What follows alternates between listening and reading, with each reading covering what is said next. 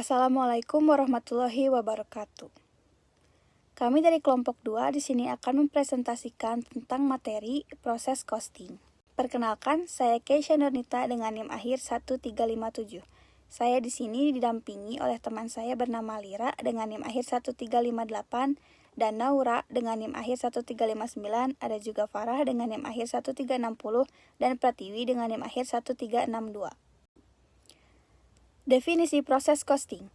Pengertian proses costing adalah cara untuk mengidentifikasi berbagai biaya spesifik yang terkandung dalam komponen biaya produksi dari setiap proses bahan mentah menjadi produk jadi. Nilai dana yang diketahui memudahkan perusahaan untuk membuat keputusan. Sebagai contoh, sebuah perusahaan manufaktur besar yang memproduksi persediaan secara massal menggunakan perhitungan biaya berdasarkan aktivitas untuk menghitung jumlah total biaya langsung dan overhead terkait dengan produk sedang diproses dan diselesaikan pada akhir periode waktu tertentu. Di sisi lain, definisi proses costing adalah biaya yang dibebankan ke setiap proses produk.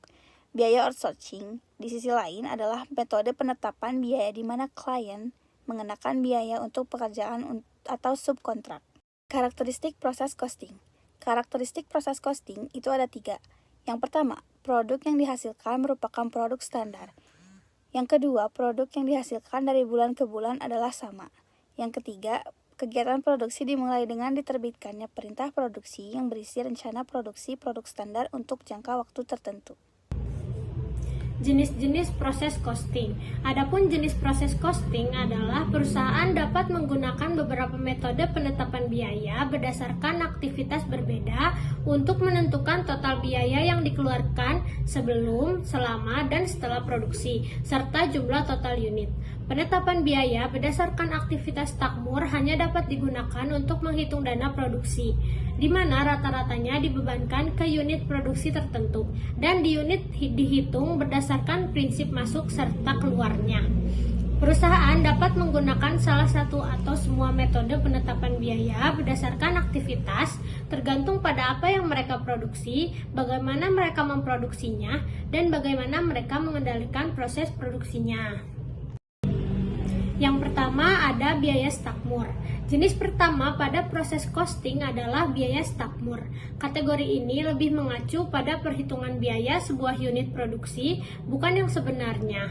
Selisih antara total biaya yang dikeluarkan dengan dana aktual dicatat dan dibebankan ke dalam rekening lain. Rata-rata tertimbang untuk jenis berikutnya pada proses costing adalah biaya berdasarkan aktivitas. Semua dibebankan ke produksi dan unit yang telah diproduksi.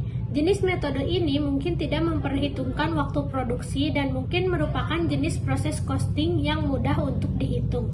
Yang terakhir, yang ketiga, first in, first out. Metode penetapan selanjutnya pada proses costing adalah berfokus pada pengalokasian biaya ke unit sesuai dengan pesanan manufaktur. Produk pertama yang diproduksi akan ditagih terlebih dahulu, kemudian produk pertama dikirim atau dikeluarkan. Selain itu, biaya masuk pertama, keluar pertama untuk produk dimulai pada periode sebelumnya, tetapi belum selesai dan membebankan biaya berbeda untuk produk di penagihan saat ini. Metode proses costing. Beberapa langkah dalam menggunakan metode proses costing adalah membebankan biaya terkait ke inventaris, dimulai dan diselesaikan pada awal, selama, dan akhir periode akuntansi atau periode produksi. Menghitung total biaya yang terkait dengan setiap inventaris dan proses produksi di perusahaan dengan mengikuti langkah-langkah dalam metode penetapan biaya berdasarkan aktivitas. Biaya aktivitas tersebut yaitu yang pertama, analisis persediaan. Hal pertama dalam perhitungan proses costing adalah analisis persediaan dengan menilai arus biaya. Yang kedua, konversi biaya persediaan, yaitu dengan mengubah semua persediaan yang dianggap dalam proses pada akhir periode menjadi jumlah unit yang sama. Yang ketiga, hitung biaya yang berlaku. Setelah mengonversi setiap inventaris ke jumlah unit produksi yang sesuai, hitung jumlah biaya tidak langsung dan langsung diakumulasikan oleh proses manufaktur. Yang keempat, hitung biaya per unit, yaitu dengan menghitung harga satuan setelah semua biaya yang terkait dengan proses manufaktur untuk persediaan lengkap dan barang dalam proses, termasuk biaya unit diselesaikan dan nilai ekuivalen unit pada akhir periode akuntansi. Dan yang terakhir, tentukan biaya untuk produk yang lengkap dan tidak lengkap, yaitu dengan memisahkan biaya dengan memindahkan jumlah sesuai ke produk yang telah diselesaikan dan ke dalam persediaan dalam proses pada. Selanjutnya ada perbedaan proses costing dengan JOBS. Yang pertama ada perbedaan nama dan makna. Job order costing sudah menunjukkan perhitungan biaya dari suatu kontrak atau pekerjaan yang akan dilaksanakan atas permintaan klien. Sedangkan proses costing adalah biaya yang dikenakan untuk setiap proses yang akan dilaksanakan ketika perusahaan ingin menghasilkan suatu produk. Yang kedua, dari cara menghitungnya. Job order costing menghitung semua biaya yang dikeluarkan pada saat produksi, sedangkan proses costing menghitung biaya tiap proses yang sedang dilakukan, kemudian jumlahnya dibagi jumlah produk yang dihasilkan agar bisa diketahui biaya tiap unit. Yang ketiga, perbedaan cakupan biaya.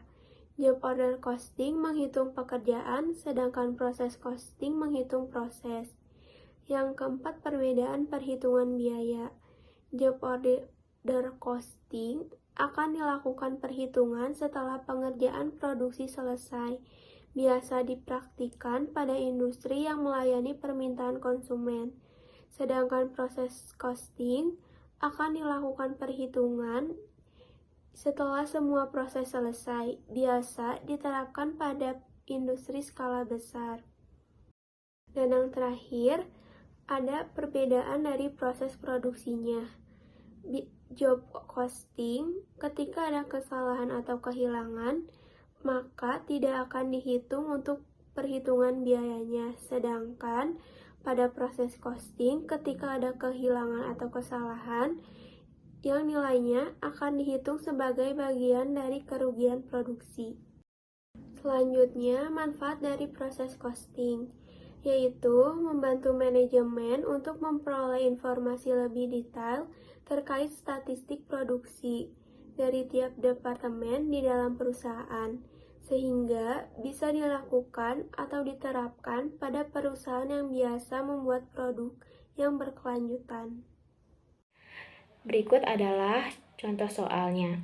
UMKM roti kukus di sekitaran Cimahi memproduksi secara massal dan menggunakan satu departemen produksi dalam proses produksinya. Berikut ini data produksi dan biaya produksi selama sebulan. Pada 1 Mei 2022, dimasukkan 600 produk bahan baku dari gudang bahan baku ke departemen produksi. Pada akhir periode akuntansi, yaitu 30 Mei 2022, terdapat 450 kg produksi jadi yang dikirim ke gudang produksi jadi. Sedangkan 150 kg sisanya masih berupa produk dalam proses. Berikut biaya produksi yang dikeluarkan UMKM roti kukus adalah, yaitu biaya bahan baku sebesar Rp3.286.000, biaya bahan penolong sebesar Rp1.500.000, biaya tenaga kerja sebesar Rp1.050.000, biaya operasional sebesar Rp631.166,67 dengan tingkat penyelesaian 100%, 100%, 50%, dan 30%. Berikut hasil perhitungan proses costing dan laporan laba rugi dari kelompok kami. Nah, di sini bahan baku yang dimasukkan dari gudang bahan baku ke departemen produksi itu sebesar 600 kg. Terus selanjutnya di produk jadi sebesar 450 kg dan produk dalam proses sisanya yaitu 150 kg. Nah, di sini ada tabel biaya produksi dan tingkat penyelesaiannya. Tadi sudah dijelaskan di slide sebelumnya. Tingkat penyelesaiannya itu yaitu 100%, 100%, 50%, dan 30% seperti di tabel berikut. Selanjutnya, di sini ada biaya produksi per unit produk. Tadi sudah dijelaskan di slide sebelumnya biaya produksi per elemen biayanya, dan berikut adalah jumlahnya, yaitu sebesar Rp6.467.167. Nah, di sini kita nyari unit ekuivalensi. 450 ditambah 150 dikali 100%. Selanjutnya ke bawahnya dikali 100%, dikali 50%, dan dikali 30%. Untuk 450 dan 150-nya itu diambil dari 450 kilo, yaitu produk produksi jadi yang dikirim ke gudang produksi jadi. Sedangkan 150 adalah 150 kg sisa produk yang masih dalam proses. Nah, di sini sudah diketahui jawabannya. Untuk tingkat penyelesaian 100% yaitu ada 600. Tingkat penyelesaian 100% berikutnya ada 600. Tingkat penyelesaian 50% yaitu sebesar 525. Dan tingkat penyelesaian 30% hasilnya ada 495. Hasil dari unit ekuivalensi yaitu sebesar 2220. Nah, selanjutnya kita mencari harga produksi per unit produk atau per kilogram. Bagaimana cara mencarinya? Yaitu biaya produksi dibagi unit ekuivalensi. Dari 3.286.000 dibagi 600, hasilnya adalah Rp5.476,67. 1.500.000 dibagi 600 sama dengan Rp2.500. Rp1.050.000 dibagi 525 adalah Rp2.000. Dan Rp631.166,67 dibagi 495 adalah Rp1.275,008. Dan jumlah dari harga produksi per unit produk itu sebesar Rp11.251,75. Selanjutnya ada harga pokok produk jadi yang ditransfer ke gudang. Di sini caranya yaitu 450 kg. 450 kg itu tadi adalah hasil produk jadi yang dikirim ke gudang transfer produk jadi dikali Rp11.251,75, yaitu hasil dari jumlah harga produksi per unit atau per kilogram. Nah, dikalikan dan hasilnya sebesar Rp5.063.287,88. Selanjutnya, menghitung HPP dalam proses, yaitu dengan memasukkan kembali semua elemen biaya. Setelah itu, dengan memasukkan sisa yang masih berupa produk dalam proses sebesar 150 kg dikali dengan tingkat penyelesaian dari masing-masing biaya produksi dikalikan lagi dengan HP per kilogram yang telah tadi dicari. Setelah itu dihasilkan masing-masing, kemudian dijumlahkan dengan hasil akhir 1.403.878,79. Total biaya produksi Rp5.063.287.088 ditambah Rp1.403.879. Hasilnya adalah Rp6.467.166,67. Lalu selanjutnya di sini ada penyelesaian laporan laba rugi. Yang pertama di sini ada produk utama yaitu 70% dikali 600. 600 ini yaitu dari BB yang dimasukkan dari gudang BB ke departemen produksi. Lalu di sini ada 450 yaitu produk jadinya. Lalu di sini ada 25% dikali 600. 600 di sini sama kayak tadi, yaitu dari BB yang dimasukkan dari gudang BB ke departemen produksi. Lalu di sini ada 150 yaitu dari produk dalam prosesnya. Lalu di sini ada pendapatan penjualan produk utama 1.400 yaitu dari harga jual, 600 itu dari produk yang dihasilkannya. Nah, hasilnya itu 8.400.000. Lalu di sini masukkan 6.467.166,67 rupiah dari biaya produksinya. Lalu 1.500.000 dari biaya pengganti. Lalu 4.850.375 dari persediaan akhir produk utama. Lalu di sini ada 10.778,61 dari biaya bersama atau unit. Lalu di sini ada persediaan akhir produk utama yaitu 3.235.583,34 dari 10.778,61 dikali 300. Lalu di sini ada 50.000 dari beban komersial. Laporan laba rugi penjualan produk utama senilai 8.400.000 dari pendapatan penjualan produk utama, harga jual dikali produk yang dihasilkan, yaitu 14.000 dikali 600, jadi 8.400.000.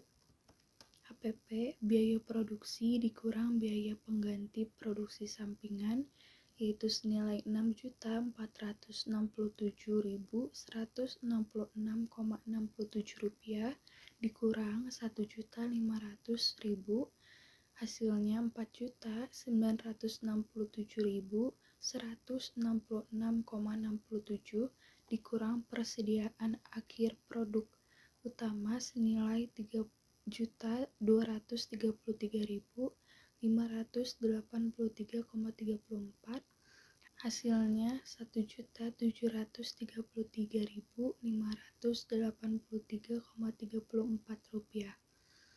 Laba kotornya 6.466.416,67. Beban komersial yang didapatkan 50.000 rupiah, jadi hasilnya yaitu 6.616.416,67. Dari uraian di atas dapat disimpulkan bahwa desain sistem perhitungan biaya berdasarkan proses memiliki jumlah persamaan sekaligus juga perbedaan dengan sistem perhitungan biaya berdasarkan pesanan. Dalam penggunaannya, sistem perhitungan biaya berdasarkan proses digunakan dalam perusahaan yang memproduksi produk homogen atau satu jenis produk dalam jumlah besar dan dilakukan secara terus-menerus atau jangka panjang. Sistem perhitungan biaya berdasarkan proses dalam penerapannya harus menghitung unit ekuivalen produksi atau UIP. Unit ekuivalen produksi adalah jumlah unit selesai yang harusnya atau bisa diperoleh dari bahan dan usaha yang digunakan untuk menghasilkan barang setengah jadi dapat ditambah ke unit yang selesai untuk menentukan output periodik suatu departemen. Untuk menghitung UIP dapat menggunakan menentukan dua metode, yaitu A. Metode rata-rata tertimbang dan B. Metode FIFO. Metode rata-rata tertimbang adalah metode yang menggabungkan unit dan biaya dari periode sekarang dengan unit dan biaya periode sebelumnya. Sedangkan metode FIFO adalah metode yang menganggap bahwa unit ekuivalen dan biaya per unit hanya berkaitan selama. Sekian pemaparan presentasi dari kelompok kami. Mohon maaf bila ada kesalahan atau ada bagian yang kurang dimengerti. Wassalamualaikum warahmatullahi wabarakatuh.